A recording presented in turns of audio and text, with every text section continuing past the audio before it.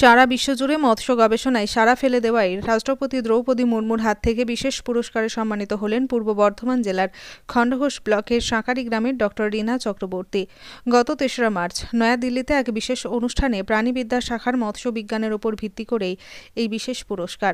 উপস্থিত ছিলেন কৃষি বিজ্ঞানী হিসেবে সম্মানিত হওয়া রীনা চক্রবর্তীর দাদা ডক্টর দিলীপ চক্রবর্তী, কেন্দ্রীয় শিক্ষামন্ত্রী ধর্মেন্দ্র প্রধান, আর এক কেন্দ্রীয় শিক্ষামন্ত্রী ডক্টর সুকান্ত মজুমদার, ২০০ জন ভাইস চ্যান্সেলর সহ বিশিষ্টজনেরা।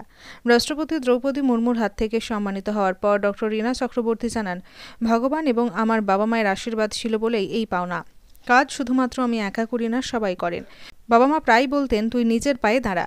আমি যখন পড়াশোনা করেছি তখন পশ্চিমবাংলা এত আপডেট ছিল না। স্ট্রাগল করেই আজকের এই বিশেষ পাওনা। তাই আমি প্রত্যেকটি মহিলাদের বলবো, আপনারাও স্ট্রাগল করুন, নিজেদের পায়ে দাঁড়ান।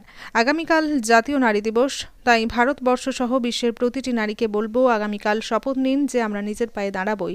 আগামী শুক্রবার অর্থাৎ ৭ই মার্চ দিল্লি বিশ্ববিদ্যালয়ে আন্তর্জাতিক নারী দিবসে আমাকে সম্মানিত করবেন বিভিন্ন শিক্ষা সংস্থা। ১৪ বিঘা জমি কিনেছি নিজের টাকায়। নারীরা মাছ চাষ করে কিভাবে নিজের পায়ে দাঁড়াবে তার জন্য রিসার্চ সেন্টার তৈরি করব ওই জমির উপর। কয়েক মাসের মধ্যেই শুরু হয়ে যাবে রিসার্চ সেন্টারের কাজ।